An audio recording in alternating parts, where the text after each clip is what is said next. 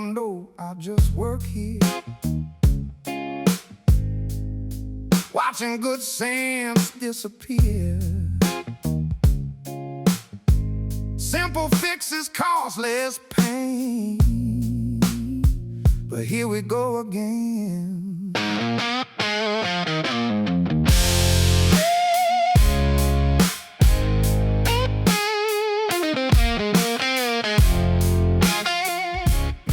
Welcome to What Do I Know? I Just Work Here. I'm Jesse Dean. This is episode 3, Customers Questioning Your Price and Why It's Not Always Their Fault. Before we get into this, I wanted to address something really quick. I've mentioned that I've been doing this for 30 years, but I haven't really explained what that means. So real quick, I started out right after high school rebuilding door hardware, hydraulic units, exit devices, locking hardware, take them apart, rebuild them, put them back into service. From there, I moved into installation and eventually opened my own company. Ran that company for about 20 years and built it mainly off word of mouth. Worked directly with customers, handling everything from installs to troubleshooting out in the field. During that time, I got pulled into access control, and this is back when it wasn't plug and play like it is today. We were actually using relays, micro switches, building systems from scratch, and figuring out how to make doors actually behave the way we needed them to. So I ended up right in the middle there. Physical hardware on one side, electronic security systems on the other. And I had to figure out how to make them play nice together. Um, After that, I moved into facilities and project management, where I was responsible for keeping multiple locations up and running. That meant coordinating contractors, handling build outs and remodels, and making sure everything stayed operational and up to a standard. From there, I moved into AV. That's the world of audio and video systems, things like displays, sound systems, and integrated environments. That had me traveling all over the country, handling installs and service calls in completely different environments. Though I didn't have necessarily control of the environment, I always had control over how the process was done. And eventually landed back in access control, but on the management side this time, project managing, purchasing, reviewing equipment lists, writing procedures, working between technicians, management, and customers, and putting out fires wherever they showed up. So when I talk about pricing, scope, communication, and customers, I'm not guessing. I've seen it from the field, I've seen it from the business side, and I've seen it from the management side. I've seen what works, and I've seen what breaks everything. At some point, we'll go deeper into all of that, but for now, let's get into this. Last episode, we talked about what companies do wrong. Now let's flip this. This time, we're going to talk about the customer side. But if you really want to understand why customers push back on price, you'll have to understand what they already been through. Most customers don't start out difficult. They become difficult because something somewhere along the way went wrong and they got burnt. They've dealt with jobs where the price looked good until it didn't. The scope wasn't clear, and that created a problem. No one took the time to explain the quote to them, walk them through it, and make sure that they understood it and had their questions answered. And here's the worst thing. The customer started out with one price that they were given and ended up paying another. Customers don't question price right away. They question it after they've been burnt. So a customer will get 3 prices generally in my industry. So one of them is high, one of them is low, and one of them just seems right. Now they're sitting there like Goldilocks, trying to figure out which one isn't going to burn them. And the problem is, no one takes the time to explain the quote to them. So they're left guessing. So how do you stop that? Because this is where most of the problem starts. You You stop it by doing the things most companies don't do. You make sure you've walked the job. You make sure your quote is accurate. You take the time to explain the quote to the customer, what they're getting, what's included, what isn't included. You don't just hand them a number, you walk them through it. You answer their questions. You make sure they understand what they're looking at, and you communicate early. You give them a ballpark before the final number ever shows up. So when they see your quote, it's not a shock. Because what causes confusion is when none of that happens. When a job isn't walked properly, when a scope isn't clear, when the quote just shows up as a number with no explanation. Confusion doesn't happen by accident. It happens when processes aren't followed. Now, what this looks like is now you got a customer that's going to question everything, push back on everything, and they want explanations. And it feels like they're being difficult. What feels like resistance is the customer protecting themselves. How many people have heard this phrase, the customer's always right? Probably a lot of times. That's generally being used as an excuse. It's used to explain why customers weren't asked, why they weren't, the job wasn't worked properly, why the scope wasn't clear. Instead of saying, we missed something, we didn't ask the right questions, we didn't fully understand the job, it gets turned into, well, that's what the customer wanted. That's not what the customer being right is. That's you not doing your job. And now, and that's how this won't work. Because the customer is coming to you for a reason. They're coming to you because you're the professional, because you're supposed to know the things they don't, because you're supposed to guide them through the process. So if you don't take the time to explain things, if you don't take the time to ask the questions, if you don't take the time to walk the job, then the customer isn't making an informed decision, they're guessing. And when that goes wrong, that's not them. That's on you. Now, there's a correct version of that statement. The customer is always right in the matter of taste. Meaning, they get to choose a direction, but it's your job to explain the consequences of that direction. If you explain, this is how it should be done, this is why it should be done that way, and this is what happens if we don't do it that way, and they choose to go a different direction, that's their decision. As long as you're not breaking code, you're not violating rules, and you're not doing something that puts yourself or your company at risk, and you document it, you should be good. What are you documenting? What was recommended? What was explained? What decision they chose. So if it fails later, it doesn't come back to you.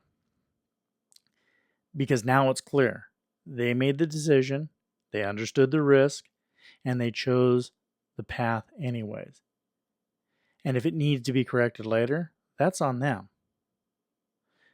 That's what the customer is always right is supposed to mean. You've gone through the process to educate them, to work with them, to provide them a solution. If they don't pick that solution and they go against what you've recommended, if things go wrong, you've documented it, and now you've protected yourself. So, if you've ever had a job where price changes halfway through it, or something got added that no one talked about, leave me a comment. Let me know. I want to hear from you. I actually want comments on how the show is going and what you think of it also. I want to know what I can improve to make this a better show for you all to listen to. Hit like and subscribe, and let's move forward. Now let's talk about things customers hate the most. Change orders. There are really 4 types of change orders, and they're not all equal. Some are expected, some are understandable, and one of them, this is where everything starts to go wrong. So the first type of change order is a no change change order. This is where documentation comes in. Even though there's no cost, it still needs to be documented.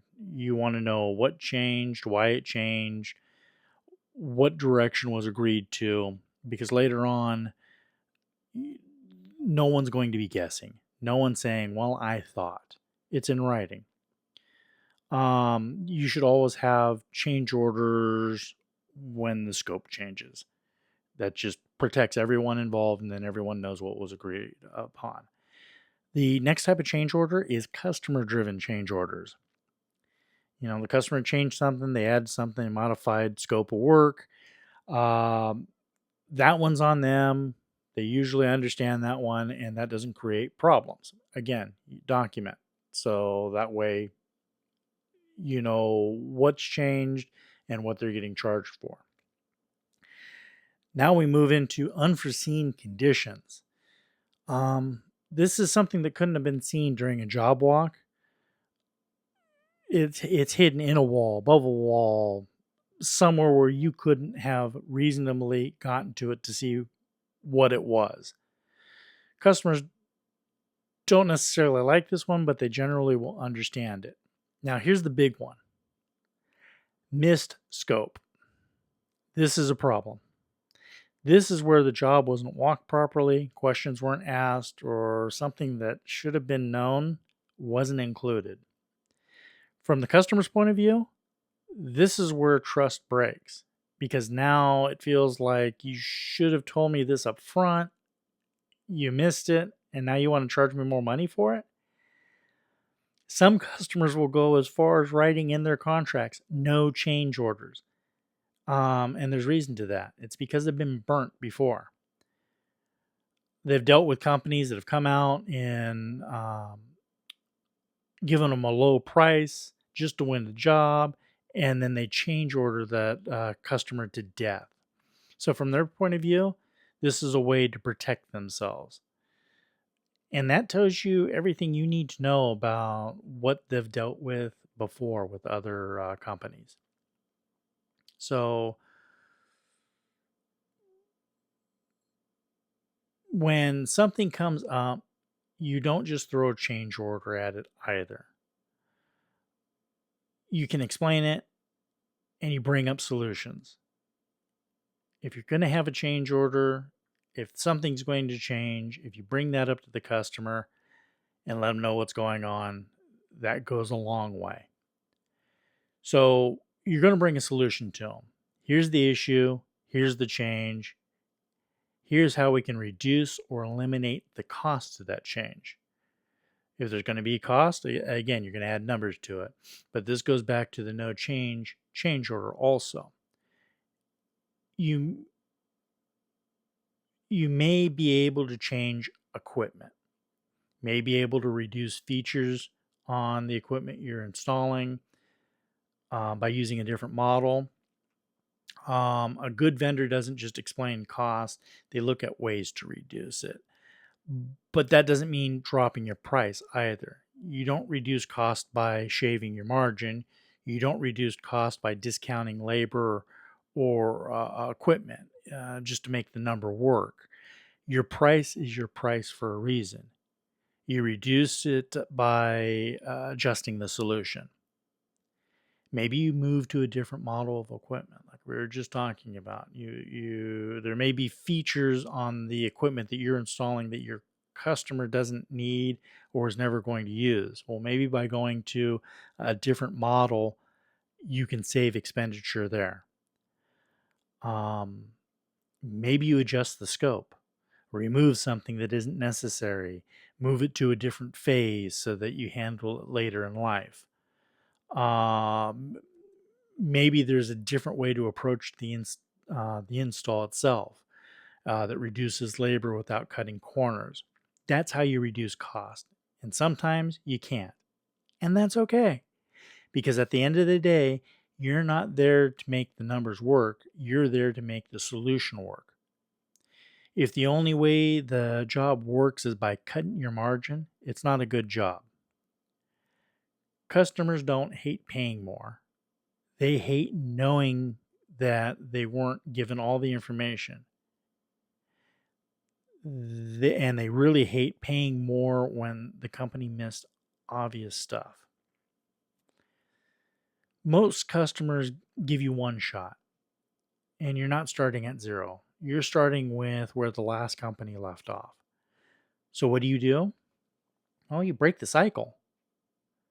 Make your quotes accurate. Stick to it. Avoid unnecessary change orders. Communicate consistently.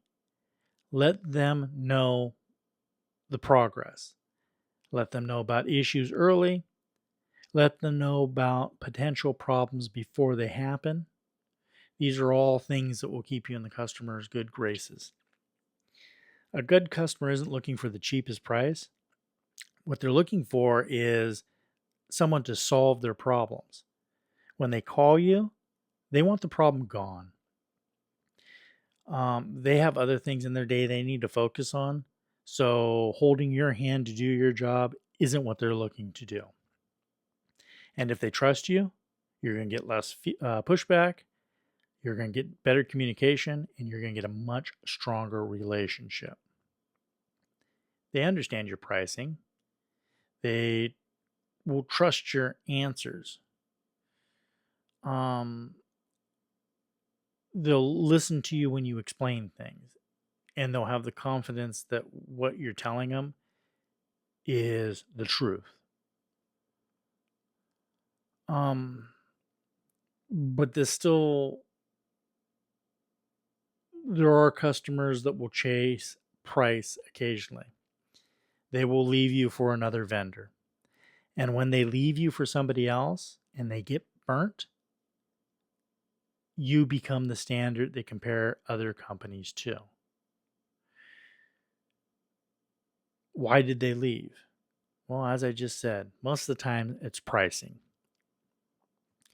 There are other reasons, and we can get into those into later episodes when we dig into that particular part of the subject more. But if they found somebody cheaper and they thought they were getting a better deal, when they go to this other company and they don't have the same standards that you've had and they start running into problems, they aren't getting emails. They're getting too many emails because the vendor that they're using doesn't quite understand what they're supposed to do. They're getting no communication. Things aren't getting done right. They're not getting done on time. All of these things are going to create a lot of frustration with this customer. Now, all the things that they didn't notice before, they start to have value. Your clear communication starts having value. Accurate quotes, fewer problems, less time spent chasing things down. Now they understand why dealing with you was easier, why your prices are what they are. Because your pricing wasn't just a number. It was what it took to do the job right. No shortcuts, no games, no change orders to make up for missed scope. And when they come back with a completely different understanding. They understand what they're paying for. And more importantly, they understand what they're not willing to deal with again. And those are customers you want. Because those customers don't nickel and dime you. They expect to pay a fair price. They want work that's done right. And it doesn't stop there. Those customers refer you. They recommend you. And if your contact moves to another company, they're going to take you with them. Now you're not only keeping business, you're gaining it through referrals, through reputation, sorry about that, through consistency. And the customers that you're getting are the ones you actually want to work with. Customers who value the process, understand the cost, and who respect the work. That's the difference between a trunk slammer and a professional. A trunk slammer gets a job, figures it out later, whereas a professional knows what it takes. They price it correctly. They deliver it right the first time because they know they're not just going to win the job. They're building a relationship. That's how you become a good vendor. You solve problems. You communicate. You document. You protect your customer and yourself. And when they leave for somebody else and get burnt, you become the standard they compare everyone else against. A good vendor doesn't compete on price. A good vendor competes on trust. So if you've gotten pushback on customers, I'd like to see how you've reacted to it. So drop me a comment and let me hear your situations on that. And go ahead and hit that like and subscribe, and let's move forward. So when a customer questions your price, ask, what are they reacting to? Ask yourself, did you explain everything? Did you go over the costs? Did you give them a ballpark? Did you prepare them?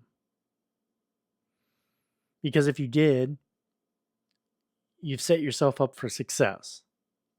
You should be able to answer anything, handle any concern, and stand behind your pricing. When trust is missing, price becomes the problem. Your customers have to know that you're not only their advocate, but you're not out to gouge them. You're not out to take advantage of them. A good customer is going to understand, in order for you to be in business to continuously give them service, you need to have margin on your prices. A bad customer doesn't care. If you've gotten something out of this today, let me know. I'd like to hear from you.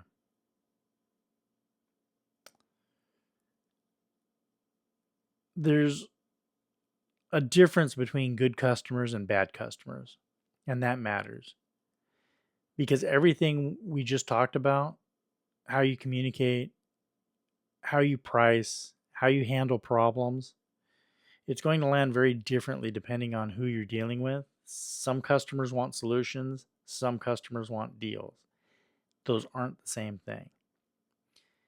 And that's where you have to start making decisions on who you want to work with and who you don't. Next episode, we'll get into that a little bit more. But for now, what do I know? I just work here.